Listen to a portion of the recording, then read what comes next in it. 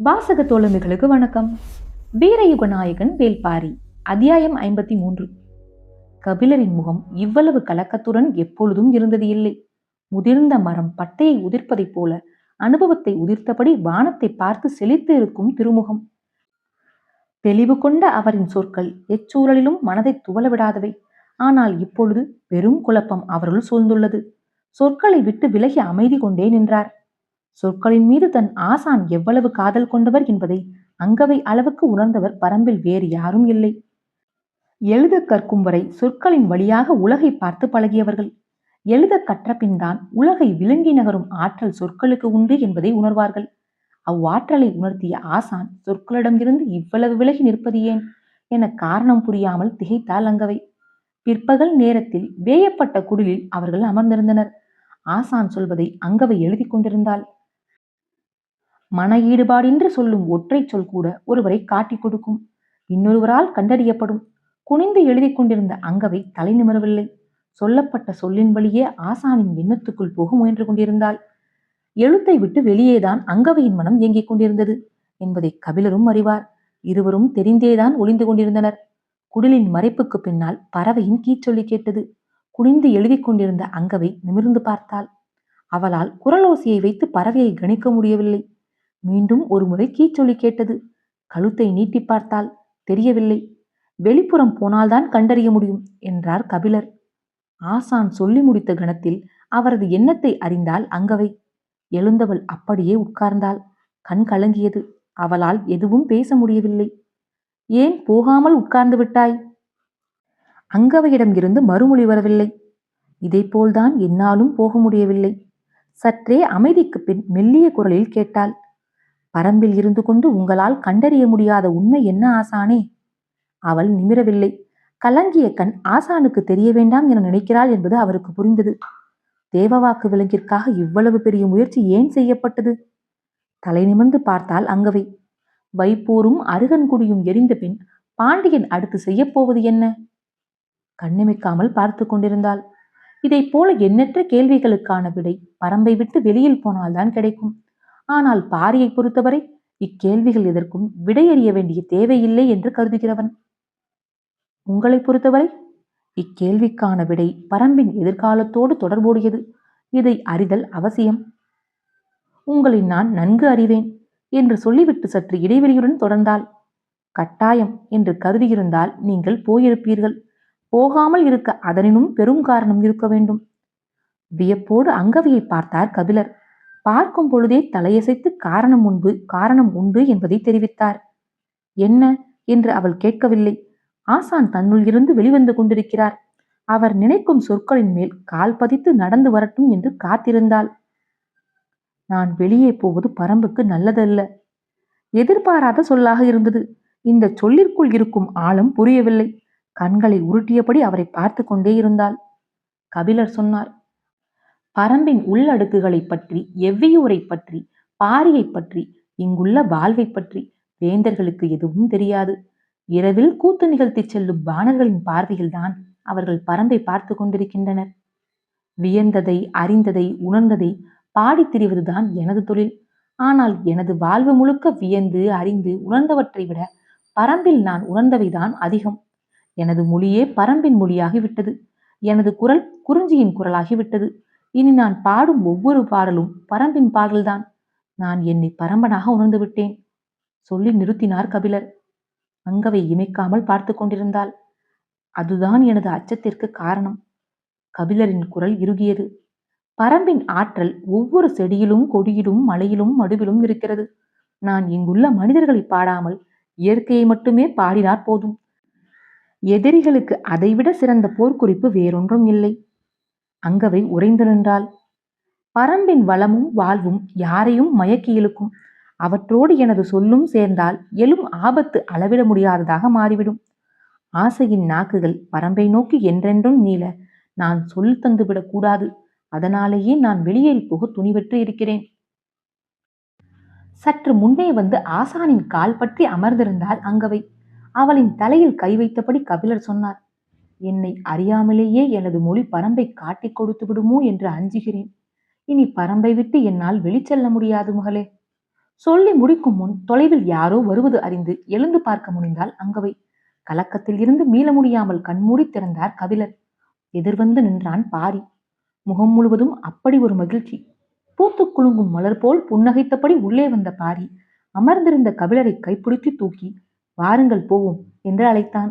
பாரியின் முகத்தில் இவ்வளவு மகிழ்வை பார்த்து நீண்ட நாட்களாகிவிட்டன. கபிலரின் முகத்தில் அளவு கடந்த கவலையை பார்த்து கொண்டிருந்த அங்கவை அதற்கு நேர் எதிராக எல்லையில்லாத மகிழ்வோடு வந்து நிற்கும் தந்தையை பார்த்து திகைத்து நின்றாள். வாருங்கள் வேகமாக என்று கைப்பிடித்து இழுத்துச் சென்றான் பாரி. அங்கவையை வரச் சொல்லி கூறவில்லை. எனவே அவள் குடிலிலேயே நின்று கொண்டாள். கபிலருக்கு காரணம் எதுவும் விளங்கவில்லை. பார்த்து கொண்டிருந்த அங்கவை சிறிது நேரம் கழித்து கபிலரை மாளிகைக்கு அழைத்துச் செல்லாமல் காட்டுக்குள் ஏன் அழைத்துச் செல்கிறார்? முக்கியமான வேட்டை ஏதாவது கிடைத்திருக்கும் என்று சிந்தனையில் ஆழ்ந்தாள். பாரி உற்சாகம் குறையாமல் அழைத்துச் சென்று கொண்டிருந்தான். அவனை பார்த்தபடி நடந்து கொண்டிருந்தார் கபிலர். முகம் ஏன் இவ்வளவு கவலை கொண்டுள்ளது என்று கேட்டபடி முன்னடந்து சென்றான் பாரி. அளவற்ற மகிழ்வோடு இருக்கும் ஒருவனிடம் கவலையை எப்படி பகிர்ந்து கொள்வது? கபிலர் சொல்லற்றவரானார். மாறுபட்ட இரண்டு உணர்ச்சிகளில் ஒன்றில் இருந்து இன்னொன்றுக்கு தாவ சட்டென மொழி கை கொடுப்பது இல்லை. மொழி வலிமையற்று இருக்கும் இடத்தில் நின்று பேசுவதுதான் புலவனின் ஆற்றல். ஆனால் அவ்வாற்றலை வெளிப்படுத்தும் மனநிலையில் கபிலர் இல்லை. அமைதியாய் வரும் கபிலரை பார்த்து பாரி கேட்டான். பகிர்ந்து கொள்ள முடியாத கவலையா? இல்லை என்று சொல்லியபடி நடந்தார். ஆனால் தொடராமல் சொல் நின்றிருந்தது. எவ்வையூரின் நாகப்பச்சை வேலியை கடந்து உட்காட்டுக்குள் நுழைந்தனர். செடி கொடிகளை விலக்கி முன்னே நடந்து கொண்டிருந்தான் பாரி. மெல்லிய குரலில் கபிலர் பேசத் தொடங்கினார். நாள் தவறாமல் கூத்து நடக்கிறதே, அவற்றில் என்ன நடக்கிறது என்பதை கவனித்தாயா? கூத்துக்களத்தில் எவ்வளவோ நடக்கிறது, நீங்கள் எதை கேட்கிறீர்கள்? கபிலர் மீண்டும் அமைதியானார். அறியாமல் பேசுபவன் அல்ல பாரி. ஆனால் அறிந்தவனைப் போல அவன் பேச்சில்லை. என்ன சொல்வதென்று சிந்தித்தபடியே நடந்தார். பாணர் கூட்டத்துக்குள் பாடத் தெரியாதவனும் இருக்கிறான். இசைக்கருவிகளை வாசிப்பவர்களுக்கு நடுவில் அதில் பயிற்சியே இல்லாதவனும் உடன் வருகிறான் என்று சொல்லிய கபிலர் சற்றே தயக்கத்தோடு சொன்னார். கூத்து நடத்த வரும் பாணர் கூட்டத்தில் ஒற்றர்கள் நிறைய வருகிறார்கள். முன்னடந்தபடி பாரி சொன்னான். பரம்பு நாட்டை இவ்வழியின்றி வேறு எவ்வழியில் அவர்களால் வேவு பார்க்க முடியும்? எனவே கூத்துக்கலைஞர்களோடு ஒற்றர்கள் எல்லா காலங்களிலும் வந்து கொண்டேதான் இருக்கிறார்கள். அதனால் ஆபத்து உருவாகிவிடாதா? தெய்வத்தின் உருவில் எதிரி வந்தால் வணங்கித்தானே ஆக வேண்டும். சொல்லால் சிதைவுற்றார் கபிலர். முன்னடந்து செல்லும் பாரியை பின்தொடர முடியவில்லை. வாழ்வின் பாதை அவ்வளவு செழிப்புற்று இருந்தது பாரிக்கு. செழிப்பே ஆனாலும் மரித்து கிடக்கும் கொடிகள் இடையூறுதானே. கபிலரின் கண்களுக்கு மரித்து கிடக்கும் கொடிகளே தென்பட்டன. கலைஞர்கள் என்ன செய்வார்கள்? அதிகாரத்துக்கு அஞ்சி அவர்களை உடன் அழைத்து வருகிறார்கள். ஒற்றர்களும் உடன் வருகிறார்கள் என தெரிந்துதான் எம் வீரர்கள் பரம்புக்குள் அவர்களை அழைத்து வருகிறார்கள். பச்சை மலையின் எல்லா மடிப்புகளின் வழியேயும் ஒற்றர்களையும் வீரர்கள் அழைத்து வந்திருக்கிறார்கள். அப்படி இருந்தும் எவ்வையூருக்கு போகும் வழி குறிப்பை சொல்ல பாண்டியனால் முடியவில்லை அல்லவா? காலம்பன் தன் முன்னோர்கள் சொன்ன குறிப்பின் வழியில் தானே வந்து சேர்ந்துள்ளான். கபிலருக்கு என்ன சொல்வதென்று தெரியவில்லை. பாரி சொன்னான். நாட்டை பிடிக்கும் முறையில் காட்டை பிடித்துவிட முடியாது. நாட்டில்தான் வழித்தடம் பாதையாக இருக்கிறது. காட்டின் வழி மரமாகவும் பாறையாகவும் அருவியாகவும் தான் இருக்கிறது. 3 கருங்காலி மரத்தின் அருகே ஒரு செங்கடம்பு இருக்குமே, ஆனால் காலடி கவட்டை கொள்ளும். அதாவது முச்சந்தி என்று பொருள். அது யாருக்கு புரியும்? இயற்கையாக முளைக்காத வகையில் முளைத்துள்ள தாவரங்களை இயற்கையை அறிந்து ஒருவனால் தான் கண்டறிய முடியும். வண்டிச்சாலை பற்றிய மனித அறிவு சில தலைமுறைகளுக்குத்தான் சொந்தம். ஆனால் காட்டுப்பாதை பற்றிய மனித அறிவு எண்ணிலடங்காத தலைமுறைகளின் சேர்மானம். அது ஒற்றன் வந்து போகும் ஒற்றை பயணத்தில் ஒருபோதும் அடைபடாது. பேசியபடி வேகம் குறையாமல் நடைந்து சென்றான் பாரி. கபிலர் பின்தொடர்ந்தார். வேந்தர்களின் வழியே அரசாட்சியின் இலக்கணங்களையும் வழிமுறைகளையும் அறிந்த வாழ்வு கபிலரின் வாழ்வு. அதற்கு நேர்மாறாக குல சமூகத்தின் மன ஓட்டத்தின் வழியே புரிந்து கொள்ளுதல் எளிய முயற்சி அல்ல. ஆனாலும் விடாது முயன்றார் கபிலர். அகில் மரத்தின் முடிச்சிட்ட வேர்கள் வழித்தடத்தின் குறுக்கே இருந்தன.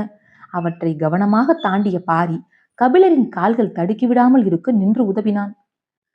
அவன் தோள்களை பிடித்தபடி வேர் தட்டாமல் கால் தூக்கி வைத்தார் கபிலர். இதுவரை பரம்பின் மீதான எல்லா தாக்குதல்களுக்கும் பின்னே கூத்துக்கு வந்து போன ஒற்றனே இருக்கிறான். எனது முதற்போருக்கே கூத்துக்களம்தான் காரணமாக அமைந்தது என்றான் பாரி. பாரி முதலில் நடத்திய போர் சேரனுக்கு எதிரானது. அப்போரில்தான் உதயஞ்சேரலின் தந்தை செம்மாஞ்சேரலின் தலையை வெட்டி எறிந்தான் என்பது பலரும் சொல்ல கேட்டுள்ளார் கபிலர். ஆனால் அப்போர் ஒரு கூத்துக்களத்தில் இருந்துதான் தொடங்கியது என்பது கேட்டறியாத ஒன்றாக இருந்தது. தோள் மீது கிடந்த கபிலரின் கை சற்றே இறுக்கி பிடித்தது. தோழனின் மொழியை அறியாதவனா பாரி?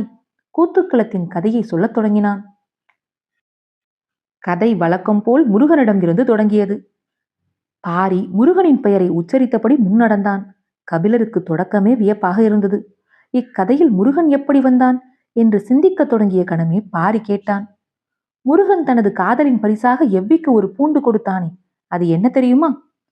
கபிலர் விடையின்றி விழித்தார். நாக்கருத்தான் புல் விளைந்து கிடந்த நிலத்தை கடந்த பொழுது நீலன் சொன்ன கதையது. தனைமைக்கு மூலிகையை கொடுத்தபடி கதையை தொடங்கி அவன் சொல்லி வந்தான். முருகனையும் வள்ளியையும் சந்தனவேங்கையில் அமைக்கப்பட்ட பரனில் தங்க வைத்து ஊர் வந்து சேர்ந்தான் எவ்வி. தனது கையில் இருந்த பூண்டு போன்ற ஒரு பொருளை பைங்குடத்தில் இட்டவுடன் அது சிறிது சிறிதாக கரைந்தது. அந்நீர் பழச்சாறு போல நுரை பொங்கியிருந்தது. அதனை அருந்தியவர்கள் வாழ்வில் அதுவரை காணாத சுகத்தை கண்டார்கள். மீண்டும் மீண்டும் வாங்கி பருகி மயங்கிச் சென்றார்கள். அவர்கள் பருகிய பொழுது சிந்திய துளியின் வாசனையை நுகர்ந்தே மலையெங்கும் இருந்து பாம்புகள் அப்புதருக்கு வந்து சேர்ந்தன என்று நீலன் சொன்ன கதையை சொன்னார் கபிலர். கார்த்திகையின் கதையை சொல்வதற்காக சந்தனவேங்கையில் இருந்து மறுபகல் கீழிறங்கி வள்ளி முருகனின் கதையை சொன்ன பாரி இப்பொழுது எவ்வையின் வழியே மீதி கதையை தொடங்கினான். அப்பூண்டினை பைங்குடத்தில் போட்டு நாட்கணக்கில் ஊரே குடித்துள்ளது. அதுவரை மனிதர்கள் அனுபவித்திராத மயக்கத்தையும் இன்பத்தையும் அப்பூண்டு பானம் கொடுத்துள்ளது. பைங்குடத்தில் நீர் தீர தீர மீண்டும் மீண்டும் நீர் ஊற்றி அப்பானத்தை அருந்தியுள்ளனர். அப்பூண்டு சிறிது சிறிதாக நீரில் கரைந்து 3 வாரங்களுக்கு பின் முழு முற்றாக நீருள் மறைந்து விட்டது. அது என்ன பூண்டு, அது எங்கே இருக்கிறது என கேட்பதற்காகவே அதன் பின் முருகன் வள்ளியை தேடி பல காலம் அலைந்திருக்கிறான் எவ்வி. காலங்கள் ஓடியும் அவர்களை காண முடியவில்லை. ஆனால் அந்த பூண்டு பானத்தை மறக்க முடியவில்லை. வாழ்வில் எப்பொழுதாவது அது போன்ற பானத்தை அறிந்துவிட மாட்டோமா என்று எவ்வி மட்டுமல்ல, ஊரில் உள்ள ஆண் பெண் அனைவரும் ஏங்கி கிடந்துள்ளனர். எவ்வியூர் உருவாக்கப்பட்ட சிறிது காலத்திலேயே எவ்வி இறந்து விட்டான். அதன் பின் ஒரு மழைக்காலம் முடியும் பொழுதுதான் இது நடந்துள்ளது. சோமக்கிழவி காட்டுக்கு கிழங்கு தேடி போயிருக்கிறாள். பகல் முழுவதும் அலைந்த களைப்பில் நாங்கில் மரத்தின் நிழலில் அமர்ந்து இளைப்பாரியிருக்கிறாள். உச்சி பொழுது, எங்கும் வெயில் தகித்து கிடத்திருக்கிறது. அவள் கண் பார்வையை தொலைவில் பன்றிகளின் கூட்டம் ஒன்று நிலத்தை அகழ்ந்து கிழங்குகளை தின்று கொண்டிருப்பது தெரிந்தது. நாங்கில் மரத்தின் அடிவாரம் உட்கார்ந்து இளைப்பாரியபடி இருந்திருக்கிறாள். சிறிது நேரத்தில் எங்கோ இருந்து மனம் வீசியிருக்கிறது. மூக்கில் நுகர்ந்தபடி அப்படியே மயங்கி கண் சுருகியிருக்கிறாள். அந்நறுமணம் அவளை மயக்கி உள்ளிழுத்திருக்கிறது. மயக்கம் தெளிய முடியாத ஆழத்துக்கு அவளை இட்டு சென்றுள்ளது. சட்டென பொறி தட்டி மீண்டிருக்கிறாள்.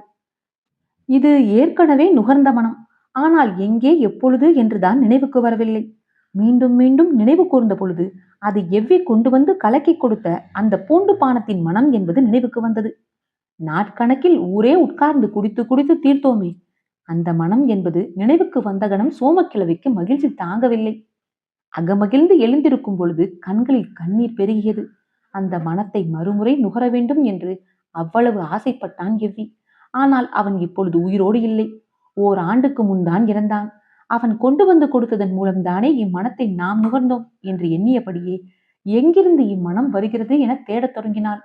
செடி கொடி மரம் என எல்லாவற்றையும் அண்ணாந்து பார்த்து கொண்டே இருந்தாள். எங்கிருந்து வருகிறது என அவளால் கண்டறிய முடியவில்லை. காற்று வீசும் பொழுது மிதந்து வரும் மனம் காற்று நிற்கவும் அறுபட்டு விடுகிறது. சற்று தொலைவில் இருந்து வருகிறது என்பதை உணர்ந்தபடி அப்பக்கம் போகலாம் என நகர்ந்திருக்கிறாள்.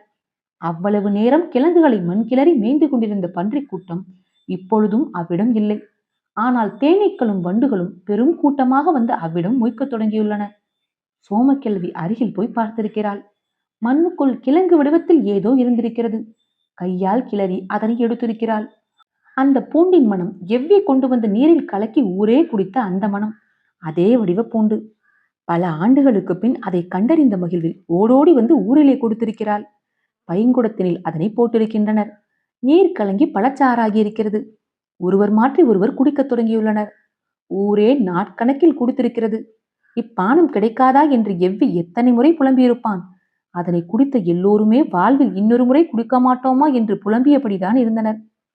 சென்ற முறை முருகனை நினைத்து எல்லோரும் குடித்ததைப் போல இம்முறை எவ்வியை நினைத்து ஊரே குடித்தது. அதற்கு இன்னொரு காரணமும் இருக்கிறது. சோமக்கிழவி எவ்வியின் மனம் கவர்ந்தவளாம். எவ்வி அவளிடம் மட்டும் அது கிடைக்கும் இடத்தை சொல்லிச் சென்றுள்ளாள் என்று பேசி சிரித்து நாட்கணக்கில் குடித்துள்ளனர். சிறிது சிறிதாக கரைந்த அப்பூண்டு முற்றிலும் மறைய 1 மாதமாகியுள்ளது. இன்று வரை அந்த பூண்டு எந்த செடி அல்லது கொடியின் கீழ் விளைகிறது என்பது யாருக்கும் தெரியாது. கிழங்கு தேடும் பன்றி அகழ்ந்து போட அந்த பூண்டு வெளிவருகிறது. அதன் வாசனை பட்டவுடன் பன்றி அந்நிலம் விட்டு அகன்று விடுகிறது.